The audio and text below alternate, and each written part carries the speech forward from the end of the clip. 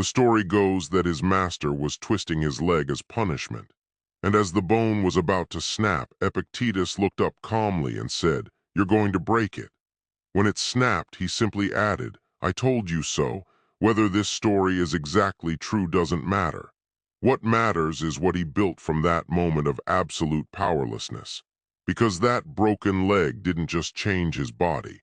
It created a philosophy that would outlast empires." Let's start with what we actually know.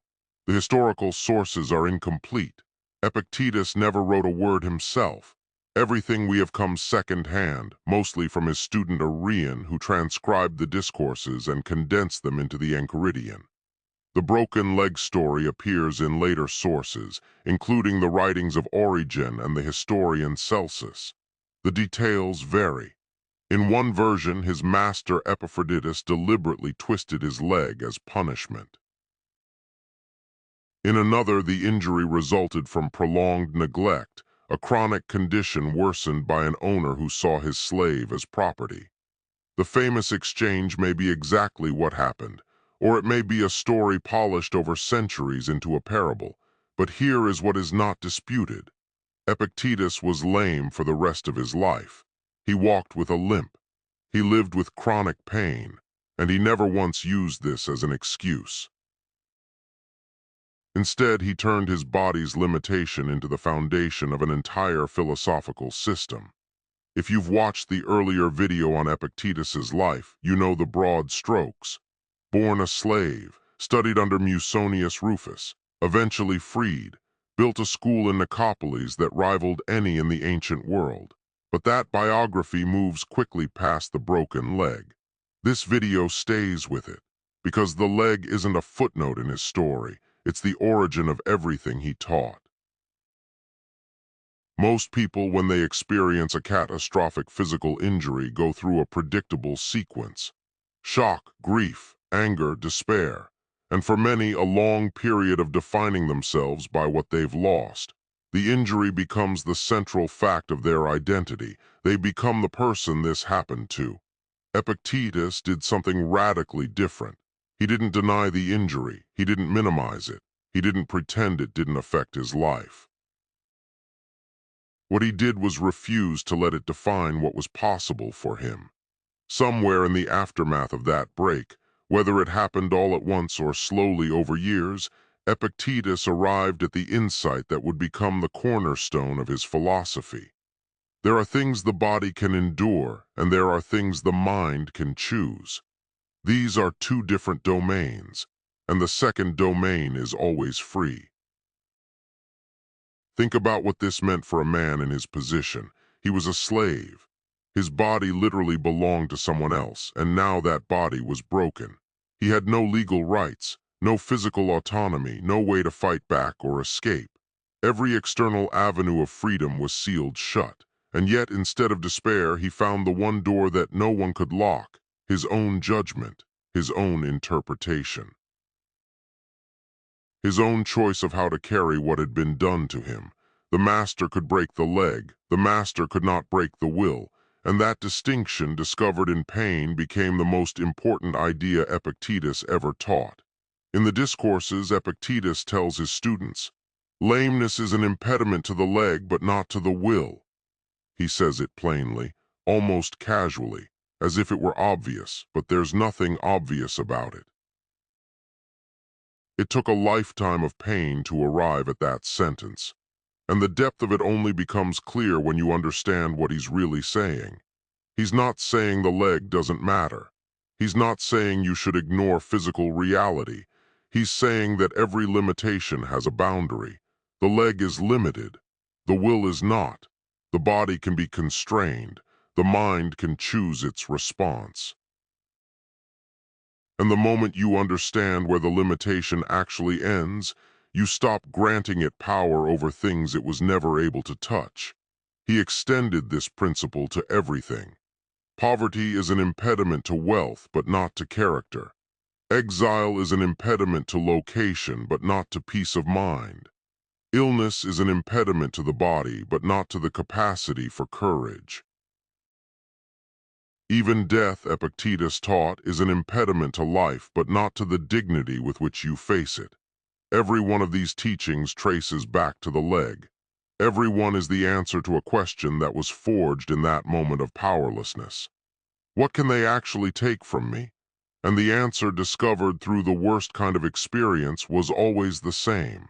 Less than you think, far less than you fear. His students in Nicopolis were mostly wealthy, free, able-bodied young men. And every day they sat at the feet of a former slave with a permanent limp who demonstrated, simply by existing, that none of the things they feared losing had the power they imagined.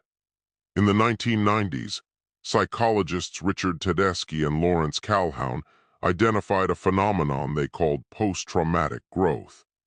Their research showed that a significant number of people who experience severe adversity don't just recover. They grow beyond their previous baseline. They become stronger, wiser, more compassionate, and more purposeful than they were before the trauma. This wasn't positive thinking. This was measurable change.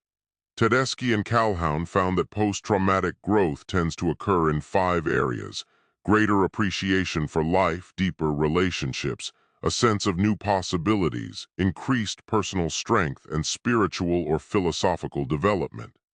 Read that list and think about Epictetus. He built a school that functioned like a philosophical family. He transformed slavery into a career that influenced emperors. He carried a broken leg for decades without self-pity, and he created one of the most enduring ethical frameworks in human history. Epictetus didn't just experience post-traumatic growth. He is its earliest and most complete example. 20 centuries before the term was invented, he was living proof that the worst thing that happens to you can become the most important thing that happens to you if you refuse to let it be the final thing. The Japanese call this kintsugi, the art of repairing broken pottery with gold. The cracks don't disappear. They become the most beautiful part of the object. Epictetus's limp was his kintsugi.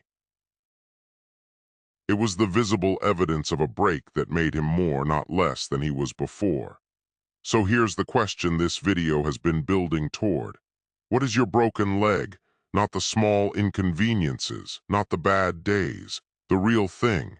The limitation you carry that you didn't choose. The failure that still lives in your chest. The loss that divided your life into the version before it happened and the version after. The thing you've been telling yourself ruined you. Epictetus would ask you a different question. He wouldn't ask what it took from you. He would ask what it gave you. What did that experience teach you that nothing else could have? What strength did it reveal that comfort would have kept hidden? What compassion did it build that ease never would have? You don't have to love what happened. Epictetus never said he was grateful his leg was broken. But he refused to let the injury be the end of his story. He made it the beginning of a better one. And that choice, available to him in chains with a shattered bone, is available to you right now. Here's your challenge. Identify your broken leg, the limitation, the failure, or the wound you carry, the one you think about when the room goes quiet. Write it down. Then below it, write one paragraph answering this question. What did this teach me that nothing else could have? Don't rush it. Don't force a positive spin. Just look honestly at the thing that hurt you most and ask what it built inside you that wasn't there before. Patience, maybe, empathy, independence, a refusal to take certain things for granted. Whatever it is, name it. Because the moment you see the gold in the crack stops defining you. It starts decorating you. A slave's leg was broken as punishment. And from that break, from that moment of absolute powerlessness, a man built a philosophy that has helped emperors endure war, prisoners endure captivity, and ordinary people endure the quiet fractures of everyday life. The leg never healed, but the mind it created was unbreakable. Lameness is an impediment to the leg, but not to the will. If this changed how you see your own limitations, subscribe for more ancient wisdom that still works today. Drop a comment telling me what your broken leg taught you. I read every single one.